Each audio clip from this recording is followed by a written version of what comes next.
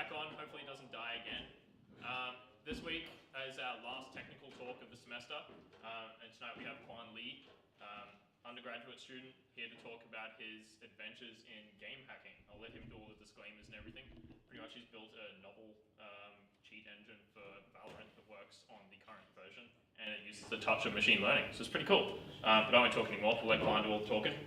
Give him a warm round of applause.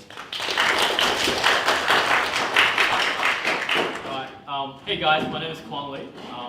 I'm third year in computer science, cybersecurity. I would describe myself as a passionate, driven programmer. Some of the past projects that I've been working on is trading boards, Discord boards, and latest game hacking. The last holiday, which is something that I want to talk about with you today. Oops.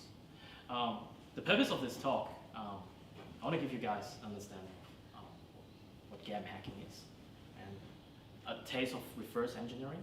We're really going to go into the bits and bytes and trying to figure out what it means.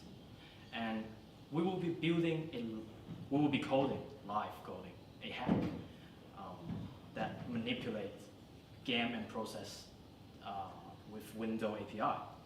And after that, I will introduce an entire new generation of game hacking that uses computer vision, that uses object detection algorithm.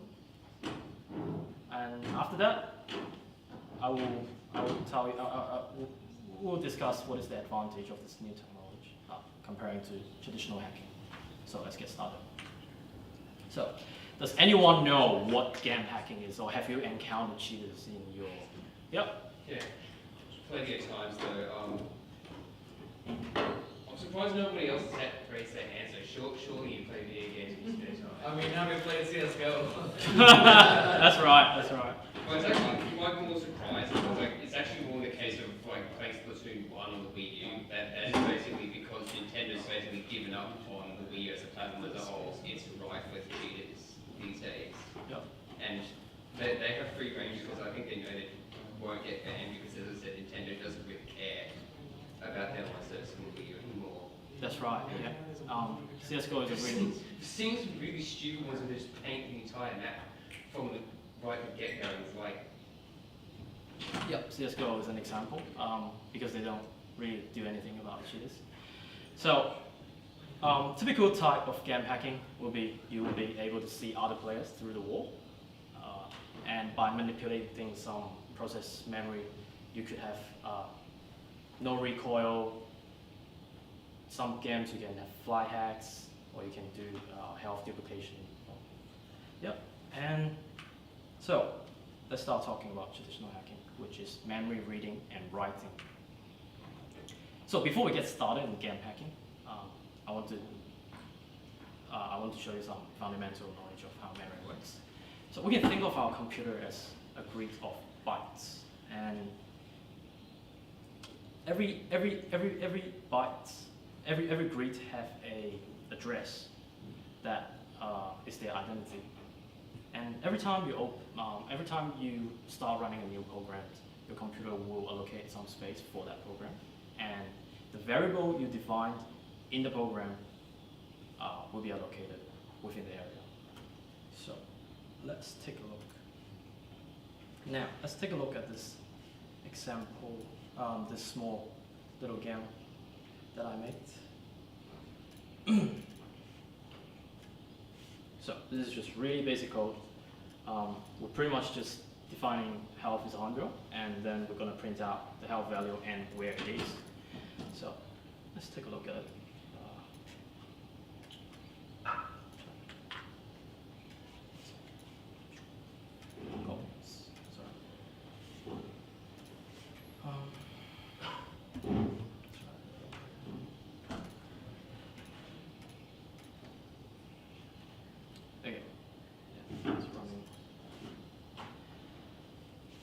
So yeah, as expected, it prints out the address where the health variable is stored. So if we look at the rest of the code, it's very obvious that it is not possible to survive within this game, because 100 minus 100 will be 0, and you're dead after the program runs. So how can we change the fact that, how can we make a little game hack out of this? So I'm just going to do another demo. So get that. So now we open this debugging software called Cheat Engine. And then we can attach it to the process. And we can start by searching value within the bytes. So 100 in this case. So within first scan, we narrow it down to 6 possible variables. And in this case, because we print out the address, so we know that the health variable address is stored in 030FF94A. Okay. So by changing this value to 101 and continue the game, you survived and you have health, 1 health left. That's a simple game hack. Now let's continue. What is the definition of reverse engineering? It's understanding how bits and bytes and instruction works in a lower level, and it's a process of making assumption and validating that assumption.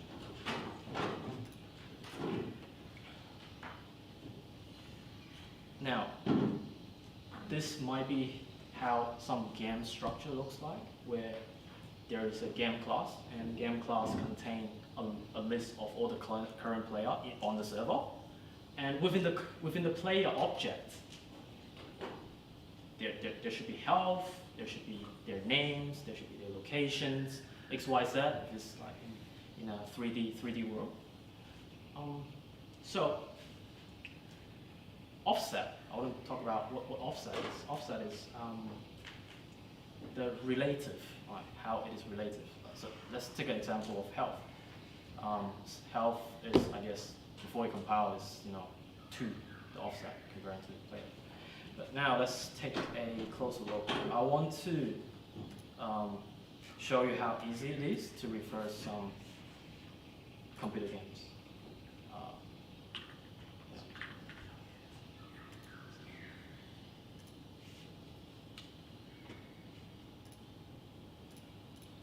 So while it's loading up, does anyone know what? Does anyone have any experience in reverse engineering? Yep. Yeah, he sort of for my thesis. Okay.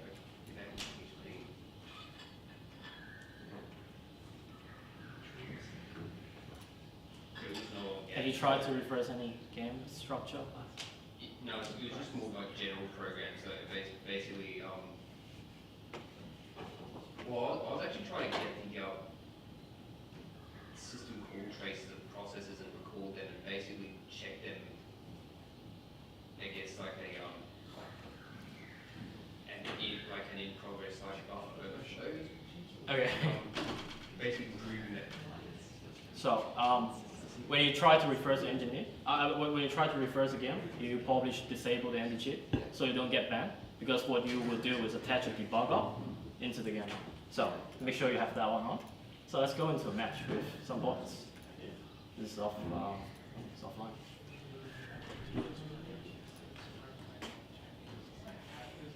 Now,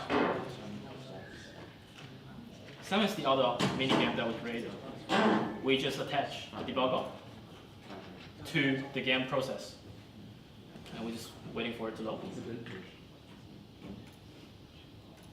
Now, what we're trying to find in CSGO is we want to try to start reversing the game by finding the address of player's health, our player's health. By finding that address, we can look around that address. We can look around other offset that's nearby, and we might be able to find the Steam ID, the name, and most importantly, their location. Because if you're able to find player's location, you will be able to illustrate them on your screen. So you're not supposed to see them, right? But if you can extract that information from your RAM and illustrate it with some overlay, it could be GDI, it could be Direct3, doesn't matter. So let's take a look how we can reverse the offset of CSGO health within 10 minutes. Okay, so going to the game, I am going to, oops, one sec. So I'm going to put us in development mode. Just put in some commands that help us so the bot doesn't move around. So right now, first thing we can see our health on the bottom left corner is 100. So we can start with that. I just attach it if I haven't, I don't remember. And then we can scan it. Wow, there's 89,000 results. That's a lot, right? That's not useful. We can't just, we need to narrow it down somehow. So we can hurt ourselves. Don't do it in real life. But we can type the command hurt me. We can search for the change address. So kind of like filter out all the other address. So click next scan. Whoa, boom, straight up. We have 22 results left. Okay, so within this 22 address, how do we know which one is the real one? Which one is the one that we want? Now we need to introduce the concept of debugger, which, so now we have the variable address, and we can attach a debugger and see what instruction read, write to it. You can probably picture, okay, health is a very important variable. There must be a lot of instruction that is constantly reading and writing to it. Let me show you what I mean by that. Ooh, attached. Oh, so first one, we can see a lot of instruction is constantly reading and writing to the game, to this variable, and we can see an offset of 00230. We're not sure if it's the right thing, but if we just click on one of them, we can see that it starts with server.dll. That's not something we want. Why is that? It's because we're in a custom server right now, therefore our game has server.dll. But in a real game situation, like online game, you don't have server.dll, so we need to look for something else. So let's close this and check another one. Oh, this one is, there's only one instruction, doesn't look right. And, oops. Oh, that's not good. Okay. Here. First thing we see is from client.dll. That is a good sign. And offset of 100. I know this is a right address because I was reverse engineering it this morning so I can save time now. But I know this is the right address. So we know that the offset of health is 100. Then ECX must be the local player entity address. Does it make sense? Okay, so now we got ECX register address. We copy that. Just store it, I guess. So local entity. Ooh. Ooh. And ooh.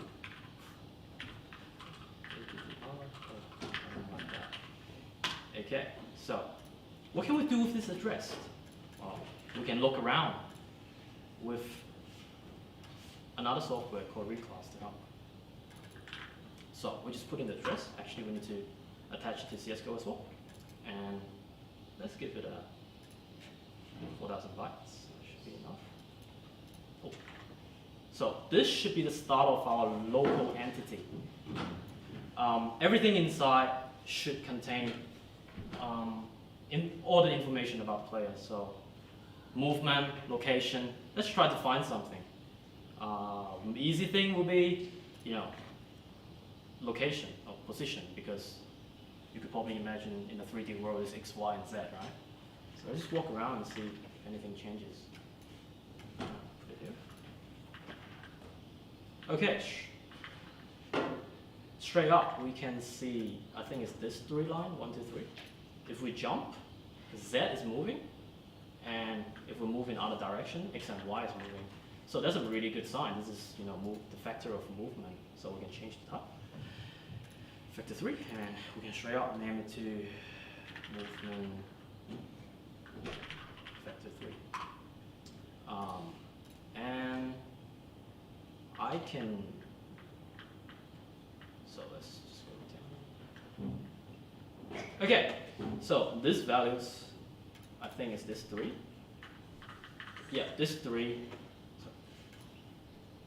this 3 value will be the position of the player. Why is that? Because notice how I walk downhill, Z value changes, and when I jump, it goes up. So there we go. We already found the address, the offset of player.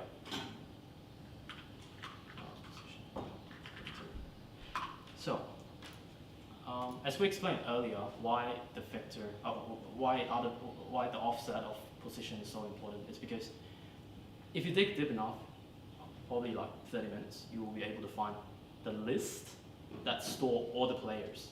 So you can have a for loop to loop through it and extract every single player's location. With that information, you can build a cheat. You can draw it out on your screen. Right? You can draw them out, therefore you gain advantage. Okay, that's pretty cool, I hope. So now that I want to show you something. This morning, I did some reverse engineering, and we don't have the time here, but I know the address of flash duration variable in CSGO. What does it do? When a player is flashed or stunned by a stun grenade, this value change is the amount of time that they get stunned. So what if we can constantly write 0 to this address? That means we create an anti-flash hack. Does that make sense? Because it's always 0, constant 0. Let's take a look.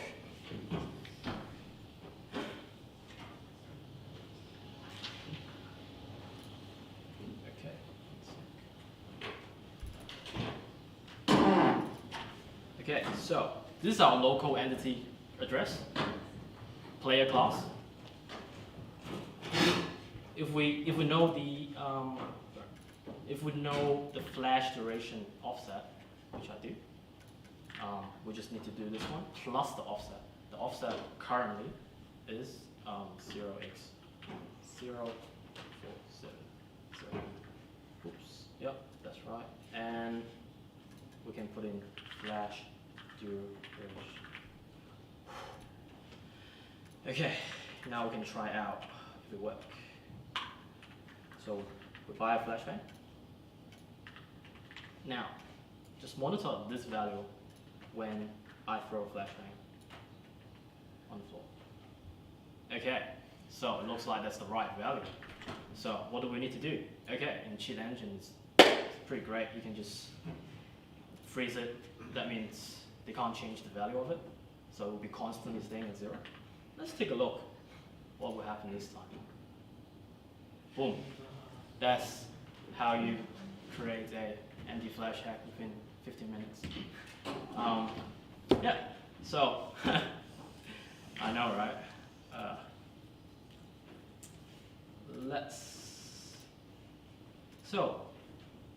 Okay, cheat engine is great. We just make an anti-flash hack, but what if we want to implement other fancy features, like illustrating them, drawing them out? Cheat engine can't do that. Cheat engine is limited. The performance is limited. It also has signature. You can get detected by anti-cheat easily. So we are going to code a anti-flashbang live, anti-flashbang hack live with C++. So before that, I want to explain how to do it. So we want to read and write to this process. But before, we need a handle to be able to write to other process manually. You can think of handle like a tunnel, or I would say it's like a key. So if you have a key, you go to your house, you can open it. If you walk up to a window with an active process handle, then you can pretty much do anything that the handle allows you to do. This is amazing. Yeah, amazing. This is window API's documentation. So open process taking 3 arguments. First argument is what kind of access you want. So there is read-only access, write-only access, or access. This is all kinds of access. The second one is a Boolean true or false. So if it's true, this child is going to inherit the handle. In this case, it doesn't matter, so we're going to set it to none. And the third one is where you want to open the handle, like which process, and it takes in a process ID. Notice it's process ID, and it's not the name of the process. So we need a way to convert the name, because if we want to look for CSGO, open a handle to CSGO, we don't want to enter the process ID, we want to enter csgo.exe. We can do it simply with this code, which is pretty much take a snapshot of all current process that is running on the computer, and we compare the string. And when we find a match, we return the process ID. Easy to understand. So, yeah, let's write code one live right now. Whew. 1 second.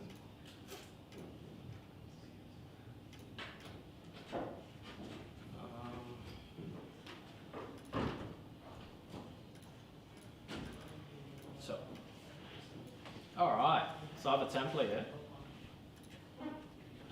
That's all the library we need. So window, API, window, yeah.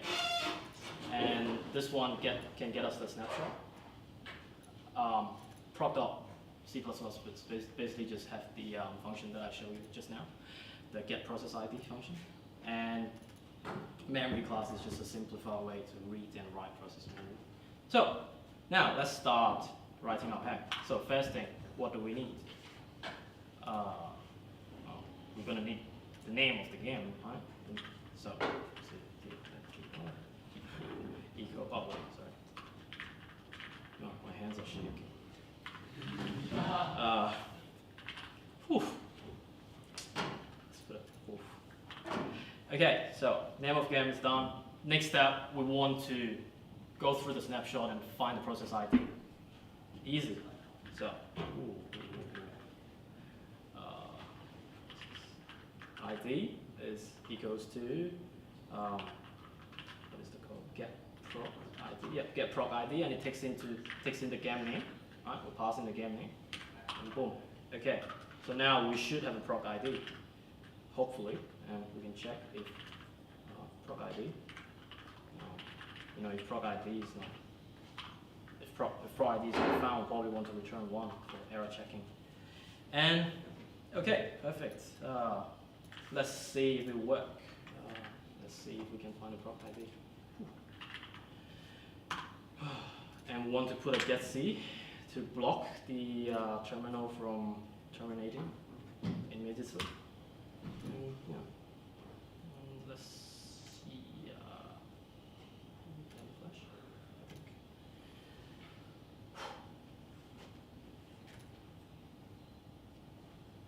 Alright, game is running in the background, and we successfully found the process ID is 11.644. We can double check if that's correct. Pretty easy. You can just go to CSGO and click go to detail, and it appears to be correct. So great, we got first step done. What is the second step? As we said earlier, we need to open a handle, so we'll be able to read and write to the CSGO process from our hack. So let's do that real quick. Ooh, that's done. First step is done. Ooh. Handle. CSGO handle. As we mentioned earlier, first it takes in what kind of access do you desire? So I want full access. Process. Ooh. Okay. So 1 sec. Oh, sorry. It's called all access. It's not full access. There we go. So that's our first argument that we need to pass in, and the second one is not. And the third one is which process do we want to open the handle to, which is the one that we found earlier.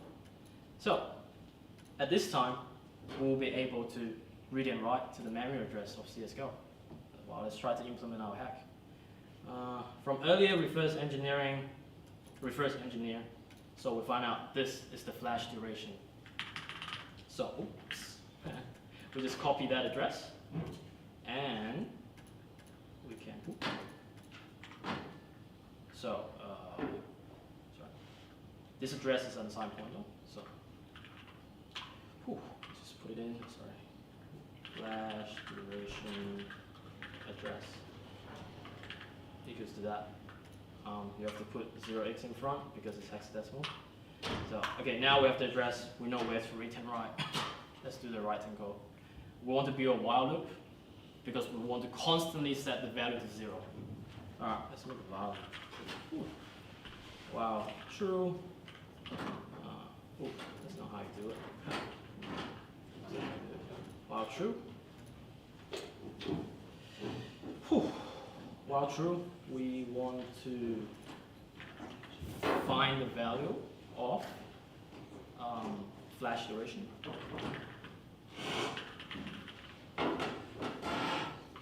And we can do that by, memory reading. And we know it is a unsigned pointer. Now, we just need to pass in the handle of the process that we open. I should call CSGO handle. Yep, CSGO handle. And the address we want to read, which we already have here, and just paste it in. That should be constant reading. And let's check. So, flash duration, if flash duration is larger than 0, right, we can probably printf help because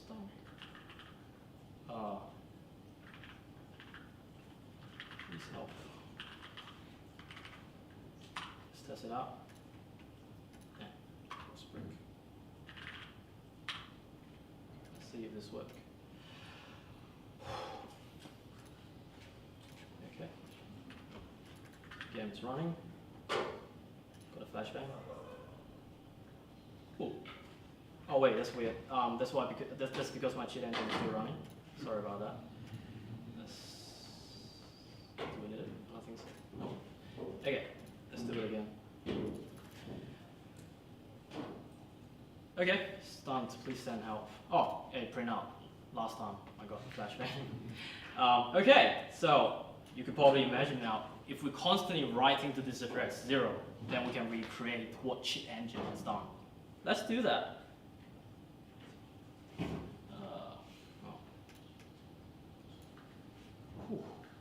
So we can use memory and then write process memory.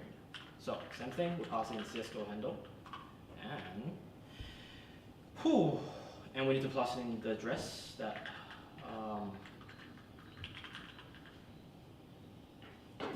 we want to write to, and different to reading, we need to have because we're writing integer to it, so we just need to put a dummy variable there. And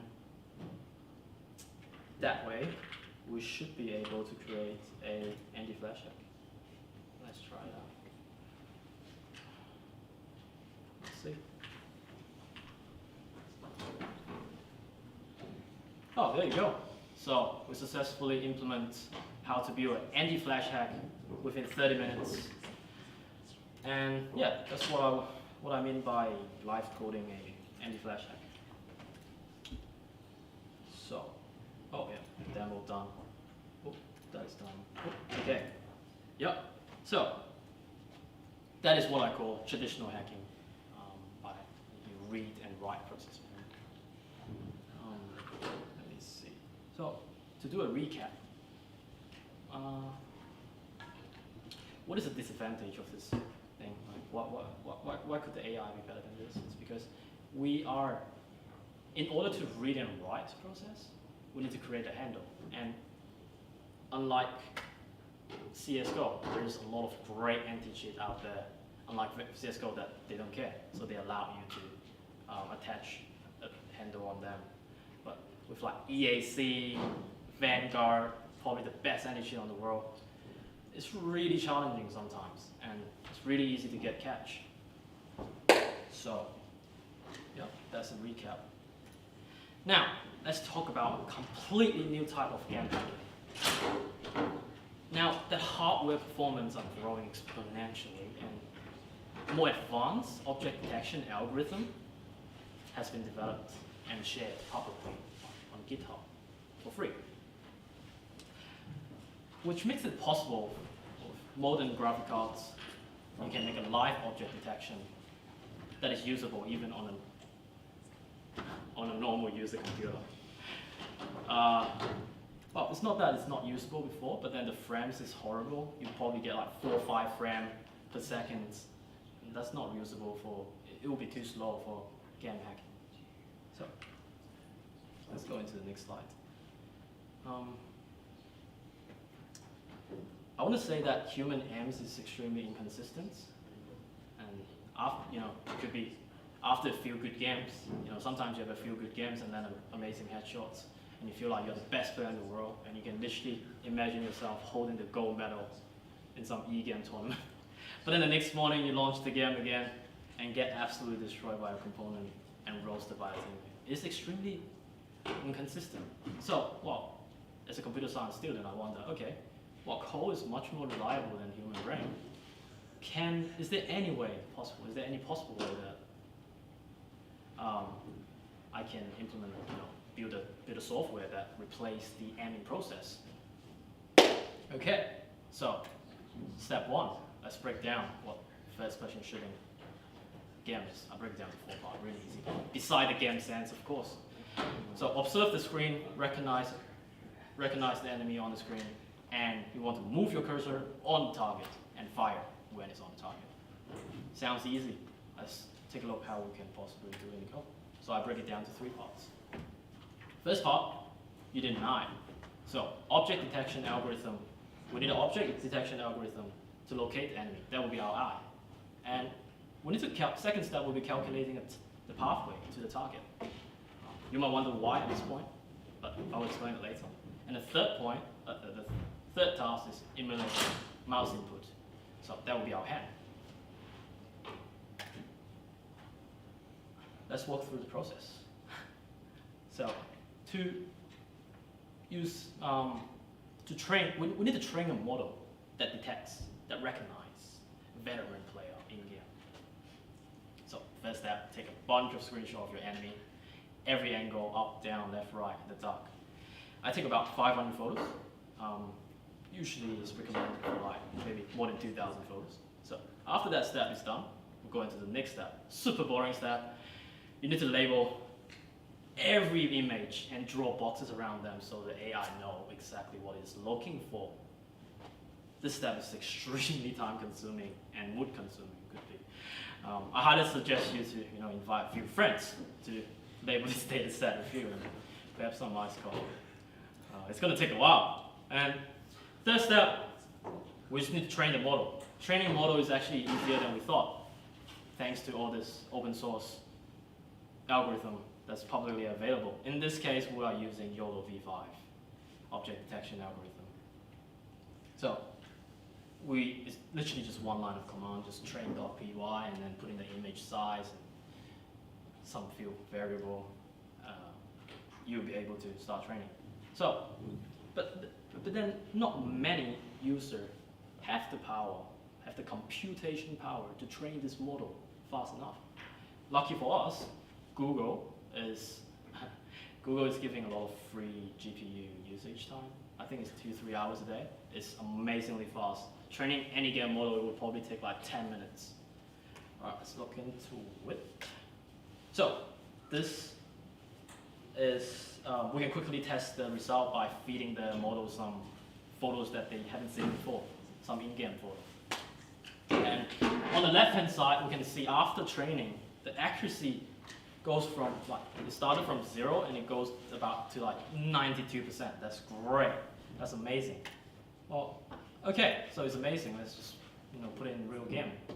So the model takes a few arguments. There's a lot of optional arguments, but the main 3 I want to talk about is, of course, it's going to take a photo, and maximum object is how many objects do you want it to recognize at max.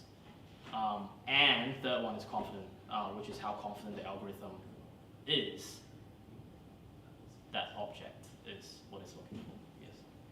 So that's our eye is done. And the next step is calculate path from crosshair to target. So, you might think, some people might ask, why do we need to calculate path? If we have point A coordinate and point B coordinate, well, it's pretty straightforward. Why don't we just move 10 pixels up and 10 pixels right? Does anyone know? Okay. Too predictable?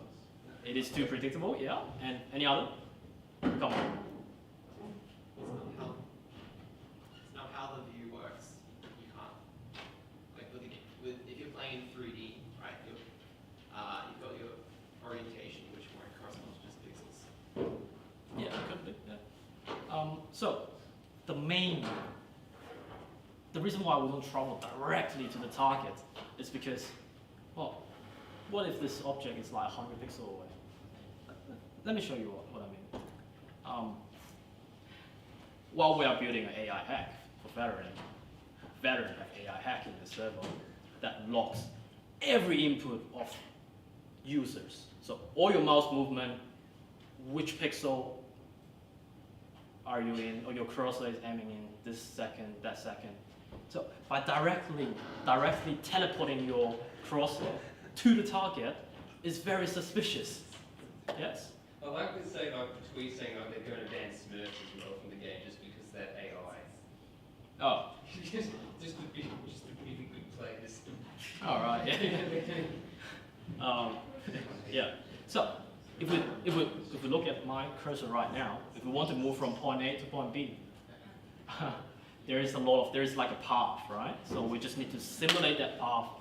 So how do we do it? Anyone have suggestion? Anyone want to give it a go? Okay. So we just put a lot of stop point in the middle, right? So instead of moving directly to 10 pixels, probably move 2 pixels at a time. Ooh. Okay, that is how you smooth out aim. But is that enough? Is that enough? No, it's not enough. No, I think it's still way too predictable, the path to the target as well. Like, I think. Sorry, what was that? Is this where like predictability of the path comes in as well, because the AI will detect, oh, this path is follows notice how this is a linear line, and I don't think any human. I mean, no disrespect, but I can't do a linear movement. My movement is probably something like this. Go around the target, but not never on the target. So, yeah, human hands can't move linear-wise. So, what is the solution? I was struggling for hours, clueless for so many hours. And then, my friend Kevin and I found this Brazil curve, is what it called, on YouTube. Amazing video. That it takes in point 1 and point 1, and every time it generates a unique quadratic. So every time's path, the angle of hitting the target is different. That is very humanized, or at least, well, it's curved and it's coming from every angle. So yeah, that worked very well by passing Vanguard's AI so far. So yeah. What if we like manually move it to the opponent and then it can adjust? What if the AI does that, like the minor adjustments? We can do the major adjustments and the AI can do the minor ones, yeah? You mean very small correction? Yeah. Yeah. Yeah. So it would be even less detectable. Like Exactly.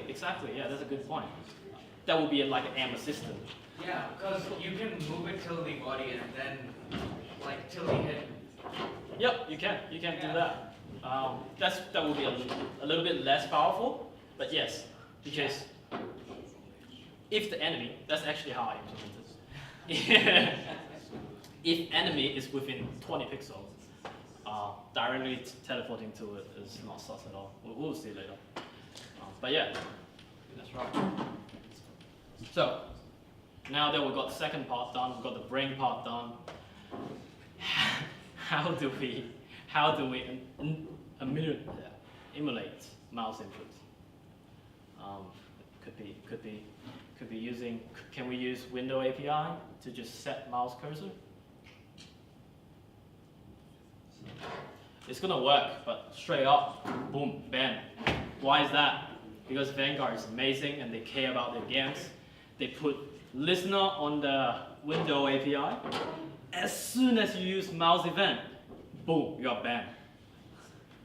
So yeah, they are doing a lot of. What if you use a custom driver then? Custom driver, a kernel driver. Oh, yeah. What if you emulate a mouse How? USB through an external device? Serial. Through external device, yeah. What kind of device? Literally any device. Literally anything, like an Arduino Leonardo R3. Okay? So I make this drawing because, yeah, I just want to explain how it works. So after we recognize the target, we know the path we want to travel. What do you want? Okay, no, sorry. So we can send a serial like, to communicate. We can establish serial communication from PC to Arduino, which is right here, right here, right now. So we talk to Arduino with serial, and Arduino, after Arduino receives the message, you need to do nothing. You just boom, straight up, return a mouse inputs. So in the PC perspective, this is someone that's moving their mouse, right? That's right. That is that's how we emulate mouse input. But of course, we can create a kernel driver that emulate mouse input. It will actually be better because if we are using external device, there's a limitation to the speed. Yeah.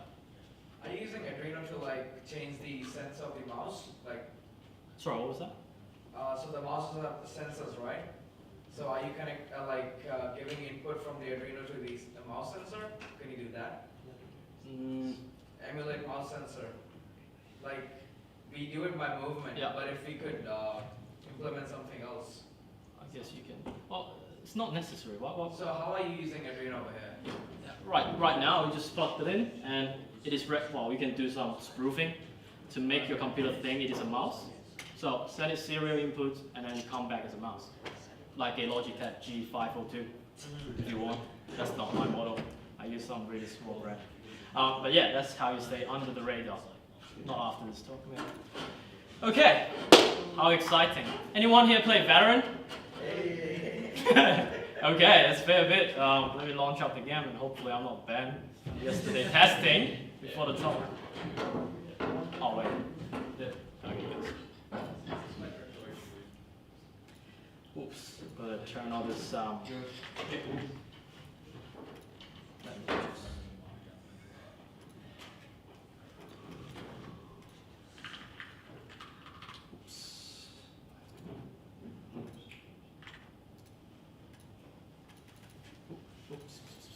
Okay, back at it. So let's start it. Better.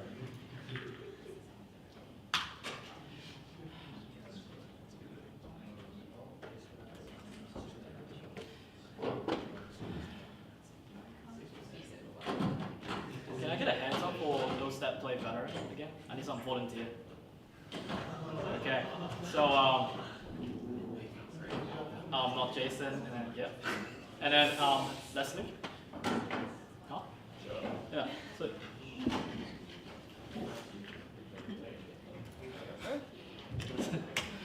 Oh.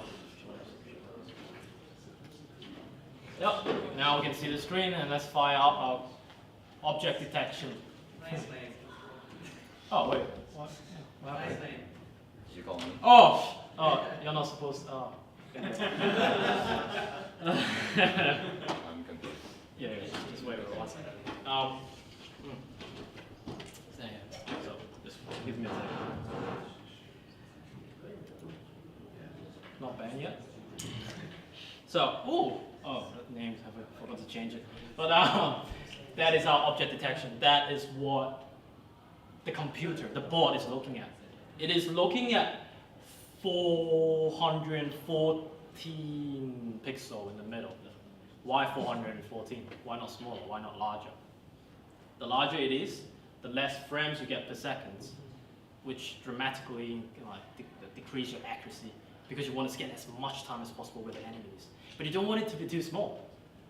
Else, it's too small, you're not going to recognize a close enemy. So I found that 414 is a great spot. All right, let's have a look at it. So I just start practice mode, I guess. Ooh, let's bring up the window. So now we notice that all the enemy head is labeled on, well, the bot can recognize it. So Leslie, what's your rank in veteran? Silver. Okay, silver. Okay, that's good. Ooh, okay. So on this mouse, there is an M-board activation button, which is the side button. When you click on it, notice how the mouse moves. Oops, that is because, okay, the flickering is because the monitor today is lower pixel than the usual one that I use test on. Therefore, there could be flickering issue. But yeah, so you can just hold it down. Ooh, I don't like that flickering. But yeah, that's the, do you mind giving it a go? Just hold down the button, and just boom, Which button? the one on the side. Okay, the side button. Yeah, the side button. Oops. Yeah. Oh, you need to, yeah. you need to- So proximity. Yeah. But yeah, so that's how you achieve M-bots with object detection technology. Cool. I will soon be gold. Huh? I will soon go up to gold. Yep, it will be. Yeah, if you play 3 days, you go platinum. So yeah, and I don't know, the screen scale is weird on this desktop. I don't know why. I can't fix it before the talk. I was too stressed. But usually it's better performance. All right. Anyone else want to give it a go? All right. There we go. Thanks, man. Thank you, Kwan. Can we get a before and after performance? Absolutely. If I'm not paying, because of this flickering thing, I don't like it. But I got aim assist. Okay. All right. This So one, it's like- it's like- this one, Yeah. She. All right. You can raise your mouse so everyone can see that you're not moving. Oh, okay, cool. See, Rohan. Ooh, amazing aim. So easy, man. Easy, Wow. Radiant. That's amazing. Wait, can I try the other mode? Yeah. Like yeah. this one? Does this work? It's a bit crappy with the True. outflow, yeah. Slow mode? Can you change that? Yeah, you can absolutely change it. Easier. I can do medium. Sure, you can do medium, right? More than one, bro. Oh, you see more than one. Okay, let's see how. Oh wait, I thought you. No, I didn't swap. Oh, okay. Surely should work. Oh, I have to keep it close. Yeah. So, sorry, the screen is too small. But So you do have to keep it close. you do need to keep it close. Yeah. Ah, you do need to focus. keep it close. The other one's one front. Yeah. Because I mean, even the best veteran player, they are not used to this. Everyone have their own DPI and sensitivity setting. So even immortal might not do very well. Wait, just hold it down. You need to hold it down. Ah, Yeah. okay. Constantly hold it down. Yeah. Maybe so. So that's what turns it on, right? So yeah. When you hold it down, it's activated. Ah, okay. Yeah. So yeah, it does take some time to, I guess, adjust your play style if you think about it. Even in practice mode, Vanguard is enabled. It is looking for hacker 24/7. It's pretty cool. Yeah. Thanks. Thanks, man. Glad you liked the experience. Awesome. Want to give it a go? When there's multiple bots, how does it prioritize which one to click to? Good question. So when we recognize more than one object, it's very simple to calculate who is the closest object to your crosshair. Right? I think there's some issue with that algorithm, so I might have to fix that. That's why it's perhaps flickering. Yeah, so you aim to the closest target. Yeah. Any questions? Oh wait, not done yet. Not done yet. I'll disable this. So that's a little demo time. If you're interested, you can come in front after the talk and have a go at it if you want. So I just want to know how much better this bot is how well this program is doing to replace me for aiming, replace the aiming process. Oh, I found this website called Human Benchmark. I found this website called Human Benchmark. I want to see how fast my reaction time is. And pretty much when it turned green, you click. And, well, I got 273, so. Oh, wait, no, I got 263, that's right. I got 263, which is, 262, which is slightly a bit faster than average. Average is about 273, and this is only reacting to it and clicking the mouse, not including moving your mouse onto the target. What about the bot? 60 milliseconds. 60 milliseconds to able to recognize it. What is the next step? Calculate path, move it to the target. 60 milliseconds. Yeah. Yep. That's like really way faster than the average human. It's like if I actually like get onto this, that'll be like detected immediately though. If they ever catch on to this sort of AI hacking. Good point. Yep. How would you tell? Well, you just said. How could you tell though? Sorry, what was it? Yeah. How do you measure reaction time in a game? Reaction time. Yeah. Okay, so pretty much we start time when we have an object, like when we detect an object, and we just monitor mouse inputs, and time minus that time, and then you get time. Yes. In the context of a video game, though, it would be a lot harder because how do you calculate, for example, when a guy comes around a corner and is suddenly in your field of vision? That's a lot more sophisticated. Sorry, what was that? I can't hear you. How do you calculate reaction time in game? Mm-hmm. From the anti-cheats perspective, you need to figure out when an enemy first comes into Your visions? the cheater's vision. Right. It's a lot more difficult. Yeah, I'll say so. Okay.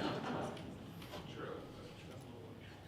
So to wrap it up, AI game hack is much more safer than memory hacking. However, there's really limited functionality. There's I guess you can only implement aimbot and triggerbot. Triggerbot, which is when you move your crosshair and the crosshair is on the enemy head and you can auto shoot. You can send a click via Arduino or whatever. But it's very limited because we're not touching the game memory at all. We're not even opening a handle to window to look at the screen. So yeah, that is pretty much the talk. But at last, I want to say we're computer science students, and there's a lot of great programmers. I've seen like so many people write excellent code, so efficient, and with this power. I'm for real. Like, you can do anything with code. Anything. We're in amazing time. That's the best degree. You must, be responsible for what you do. Yeah. And I guess by today, learning what game hacking is, you could perhaps think about how we can encounter cheaters, right? How we could possibly encounter this new type of hacking. But yeah. That is everything that I want to talk about today. I hope you learned something. And yeah. Give Kwan a round of applause.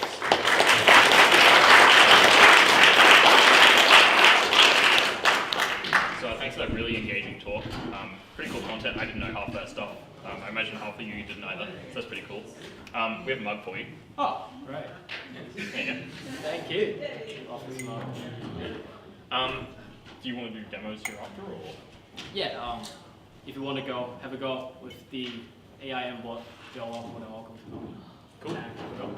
So if you want to have a go with hacking, come down and have a go. Other than that, we're about to head up to the pizza cafe. They've got pizzas there waiting for us, so we'll run up there and have a beat. Okay. Yeah, thanks for coming everyone. Next week we have the movie night on Thursday, so that'll be in advance Engine 6. We're watching Good Will Hunting.